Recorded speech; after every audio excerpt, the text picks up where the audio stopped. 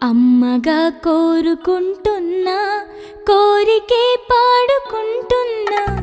అమ్మగా కోరుకుంటున్నా కోరికే పాడుకుంటున్నా నూరేళ్ళు జరపాలని నువ్వు పుట్టిన రోజుని హ్యాపీ బర్త్డే టు యు